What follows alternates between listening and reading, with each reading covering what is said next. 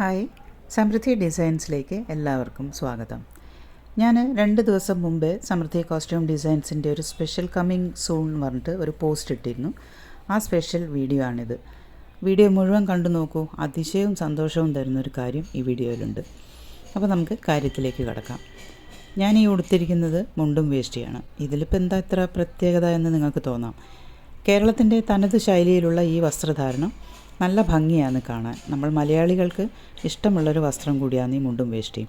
പക്ഷേ അത് ഉടുത്ത് പുറത്ത് പോകുമ്പോഴും ഫംഗ്ഷൻ അറ്റൻഡ് ചെയ്യുമ്പോഴൊക്കെ പലർക്കും പേടിയാണ്. കാരണം ഉടുത്തത് ശരിയായോ, മുണ്ടഴിയോ, വേഷ്ടി അഴിഞ്ഞു പോകുമോ എന്നൊക്കെയുള്ള പേടിയാണ്.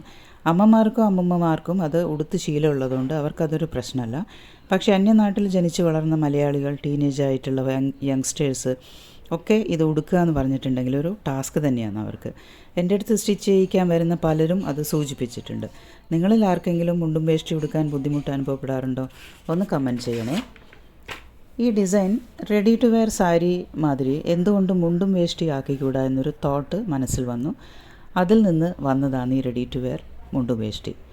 ഇത് ഉടുത്തു കഴിഞ്ഞാൽ അത്രയ്ക്കും കംഫർട്ടാണ്, ഹാപ്പി ഫീലാണ്, അതിലേറെ ടെൻഷൻ ഫ്രീ ആണ്.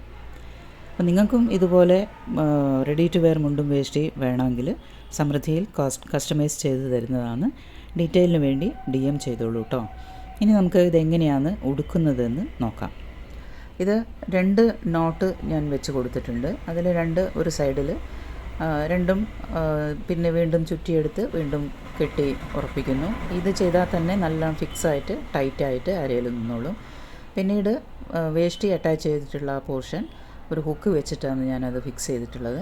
പിന്നെ പ്രീ പ്ലീറ്റഡ് ആയിട്ടുള്ള വേഷ്ടി ചുറ്റിയെടുത്ത് സൈഡിൽ കൂടി പിന്നെ ബാക്കിൽ കൂടി ചുറ്റിയെടുത്ത് ഷോൾഡറിൽ ഫിക്സ് ചെയ്യുന്നു. ഇത്രയേ ഉള്ളൂ. വളരെ ഈസിയാണ്, വളരെ കംഫർട്ടാണ്, പെട്ടെന്ന് വെയർ ചെയ്യാനും പറ്റും. ഏറ്റവും ഇതിൽ അഡ്വാൻറ്റേജ് എന്താണെന്ന് വെച്ചിട്ടുണ്ടെങ്കിൽ നമുക്കിതൊരു ടെൻഷനേ ഇല്ല. ഇത് വെച്ച് ഒരേ ഒരു പിന്ന് ഷോൾഡറിൽ മാത്രം വെച്ച് കൊടുത്താൽ മതി. വേറെ എവിടെയും പിന്ന് വെക്ക് ഒന്നും ചെയ്യേണ്ട ആവശ്യമില്ല. അപ്പം വീഡിയോ ഇഷ്ടപ്പെട്ടാൽ എല്ലാവരും ലൈക്ക് ചെയ്യുക, ഷെയർ ചെയ്യുക, സബ്സ്ക്രൈബ് ചെയ്യുക, കൂട്ടുകാർക്കൊക്കെ അയച്ചു കൊടുക്കുക.